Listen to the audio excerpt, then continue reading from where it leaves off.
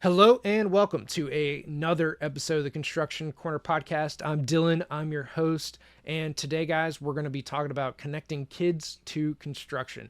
And this might be a little terse in calling them kids, but 16 to 18-year-olds is who we're talking about here, right? High school age kids. I guess being 35 now, I can call them kids, as everybody did to me growing up. If you don't know who I am, I'm Dillon Mitchell. I've done $1 billion worth of construction as an electrical engineer, licensed in 16 states, and done anything from schools, hospitals, offices, multifamily, restaurants, you kind of name it. I've designed it and been a part of those projects. And with vertical design services, we service design, build electrical contractors. And then for Cowabunga Studios, we have a software to automate what electrical engineers do in Revit. So today I want to talk about connecting kids to construction and really just connecting kids to career paths. But this being the Construction Corner podcast, we're going to talk about construction. So here lately, I've been working with our local school districts and this whole movement around CTE, which is Career Technical Education. And in talking to other organizations across the country, from Florida, Texas, Illinois, Wisconsin, here in California, basically everybody has a need for this. There's a want for it, and there's money for it within grants that the state's offering for these career technical education pathways. And what this is, in a way, is bringing back shop class, but really more advanced shop class, right? Getting you kind of hands-on construction experience, helping you with, like here at our local high school, there's a salon program to help get their beautician certificates and that kind of thing. There's more and more of these where you get your kind of license credentials basically in high school, and that allows you to kind of go out and be a productive member of society as soon as you want. So the thing that we want to talk about here is how do you actually connect with the school districts? How do you make this whole thing possible without coming off as a creep? So here's how I've done it, and we're hosting our first career fair here in a couple months to connect industry with the students at our local school district throughout the county. Ultimately, there's been a lot of talk about it. So everybody's very familiar with this topic. They're very familiar with CTE. They're very familiar with construction. And they want these programs to be successful. Sometimes they just don't know how to do it and really execute the programs. So with all this talk, I was able to go to the person in charge of it at one of the local high schools that's in charge of that CTE program, basically talking to the champions. And I did that through multiple high schools here in the county and was able to talk to them about what they're looking for, what they want, and how we can help make this program successful. So through those conversations and booking those meetings and sitting down and having coffee with them and taking an hour or two to, what are you looking for? Here's what I can bring. Here's my experience. Here's what I'm thinking about. It really creates that rapport and trust to like, oh yeah, hey, we can do this. You're a real person. I'm not just on an email or a phone call, but like we see you at meetings and we see you showing up to everything. Like this is kind of how all this stuff ultimately gets done. And once you have these meetings, kind of get everybody on board, feeling good about it, we also have to realize that school districts obviously are on budgets. They can't spend money that they haven't allocated. And so some of this you might have to sponsor yourself. It's probably going to be around the neighborhood of $500 to secure a venue and site, maybe $1,000 with some deposits, whatever, to secure a place to host a career fair, especially if you're bringing in multiple school districts to a single location for a single day, really so that you can attract more employers to that single day location and have a great event. And parking, is obviously one of those things. So just know that you're going to probably have to pony up a little bit and then get some of the other contractors that you want to do this with to put in a little bit for a booth. Maybe it's $50, $100, $20, whatever.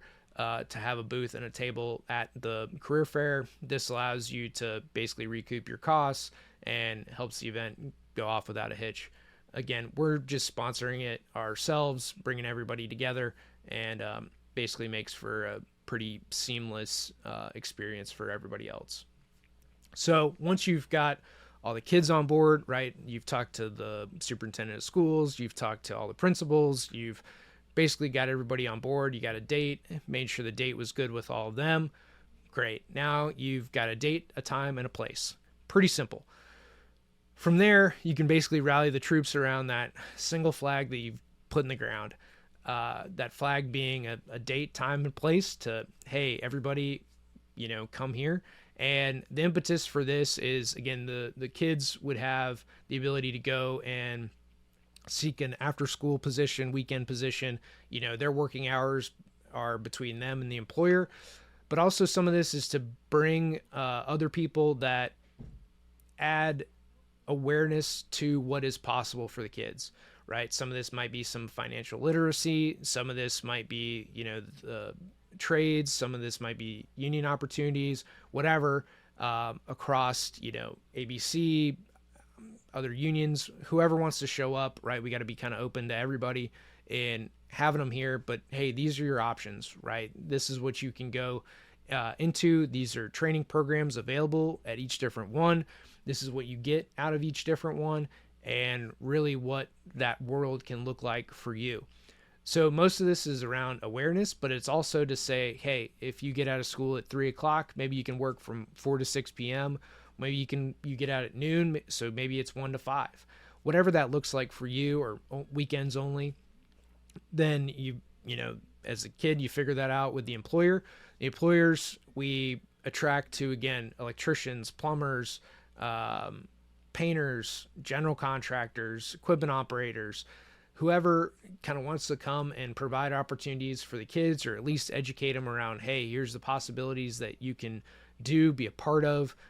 Here's some finance guys, learn from them, take some brochures, take some literature, understand some finance pieces that maybe no one has ever taught you or you've never seen before, and to really create this awareness around what's possible, what's out there, what's here locally, what things do you probably need to go to college for, what things can you just go to training somewhere else and then come back and work, right?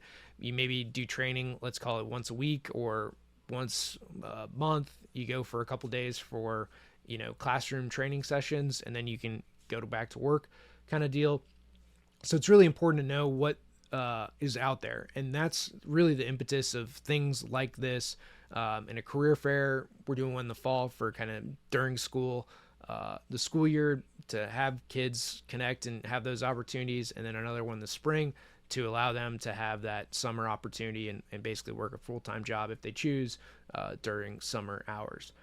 So at the end of the day, we're trying to connect basically the entire community together of kids that maybe their parents don't do any of this, right? They're not entrepreneurs. They're not in construction. They're, maybe a teacher at the school or whatever they do. There's a whole different world that you don't see just because you're not exposed to it, right? Your parents don't do it, or that kid's parents don't do it. Their friends' parents don't do it, and they just don't see kind of some of the other opportunities that are out there, what careers exist, and they only know what they see. And some of this with the internet is like, they see YouTube stars, but they don't see like the construction guys making really good money here in their own backyard. So we want to make sure that we expose them to these opportunities and give them that ability to have different choices or make different choices for themselves in what's possible for them and their careers. So this is how we connect kids to construction. Is you got to be active in your community. You got to go and talk to a lot of people. It's going to be a lot of energy to get the first one going and to create that lift and momentum to make this all happen. But once it does, and you kind of get everybody involved, they get on a cadence of when these things are going to happen, spring, fall, everybody understands them. It's going to be a lot easier to lift. But to get that wheel kind of turning and to start the engines of getting everyone involved in the community, knowing that it exists, it's a thing, we got some good success stories out of it. It will take a lot to get it going. But once it kind of rolls, it'll be pretty easy to keep it moving. And again, this is for your communities, for you guys to implement where you are, so that you can, again, help connect these kids to construction, to careers that you have available in your local community. Some are going to look vastly different than others, and that's okay. But it's your community, and to say that, hey, you can do this here. You might have to go to college for it. You might have to get a degree for it, but you do that, you can come back, live here if you choose, and have a great career. So that's how we connect kids to construction.